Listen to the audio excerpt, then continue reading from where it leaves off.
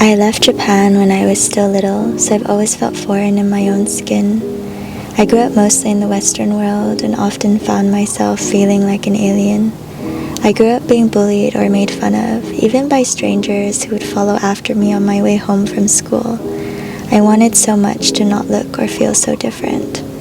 I spent so much of my childhood running away from where I came from. But over the last years, I've been connecting back to my roots and my culture, seeing it all with so much reverence and awe. I was back in Japan a while ago and I filmed some content, but I wasn't sure if I was going to be making this video or not. But I really basically wanted to just take you to Japan through my eyes and through my perspective. I left Japan when I was about 2 to 3 years old, so I never grew up actually in Japan.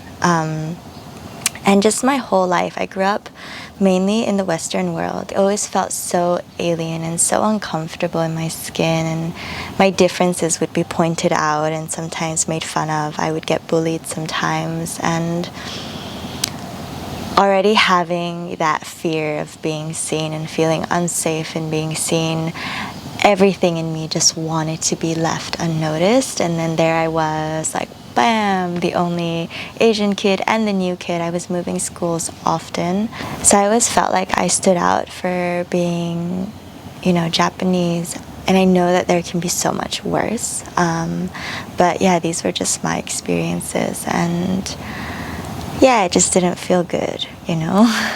But in the last years, as I just come back to myself and as I cultivate safety within myself, I just am also reconnecting to my land and my people, and connecting to just my culture and the rich history that it has, and just completely in awe and awestruck by where I come from, and really asking myself, like, why was I born in Japan, and what are my karmas there, and what are my soul connections to that place and to the history that it holds. So basically, as I reconnect to Japan, I just wanted to take you with me and show you what I've been doing there and the ways that I've been coming back to just loving, in the end, myself and wholeness and that. So I didn't grow up with my grandparents around, but whenever I would visit Japan, I would see them and spend time with them. But I feel like as I've come onto this journey of looking within, I've started to also ask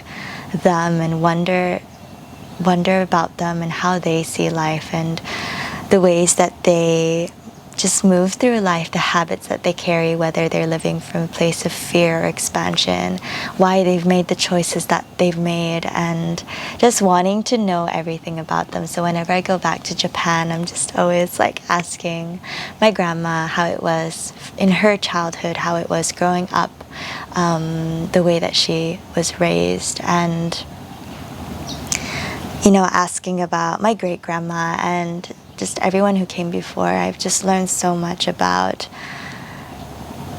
just all the generational trauma that, especially on my mother's side, carried, and just actually how much it has been cut down in every single generation, and just feeling so much reverence for that, and just the amount of pain and the trauma that even my great-grandmother had experienced, and just to be able to be with that and hold love in that. My grandpa was recently diagnosed with stage 4 cancer, and he has diabetes and kidney failure and just a whole bunch of complications. The doctors had said that he would make it until last summer, but he's still here and he's still going at it so strong. He's going to the gym. He's literally doing butterfly crawls in the swimming pool at the gym. And I think with that, every time the more grandparents transition in my life, the more I just feel the preciousness of time and spending time with them. I never had a really close relationship with my grandfather. He's not one to communicate.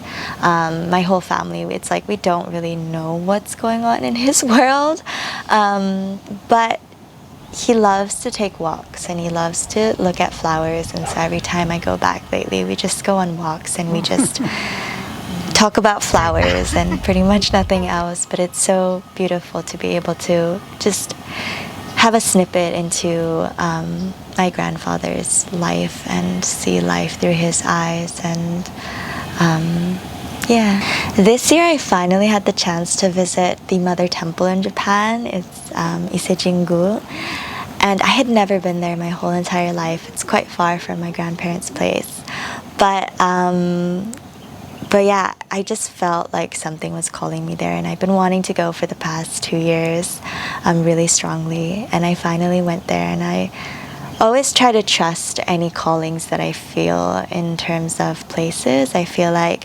whenever there's a pull in a certain place, there is an experience that is meant to have, a person that I need to meet, maybe energetically something I need to receive or give from that place energetically.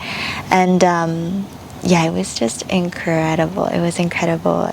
Ise-jingu is one of the most important Shinto shrines in Japan, located in the city of Ise.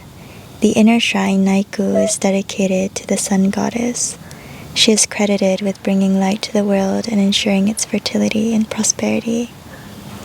Through Naiku is the most sacred river that runs through it. It is said to carry healing properties and energies.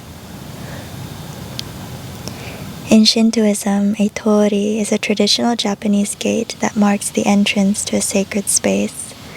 The torii symbolizes the transition from the mundane world to the sacred realm, a portal into the world of the gods. And this year I was there during the cherry blossom season, and oh my goodness, it was so beautiful. I just love how the culture surrounds itself around cherry blossoms in cherry blossom season.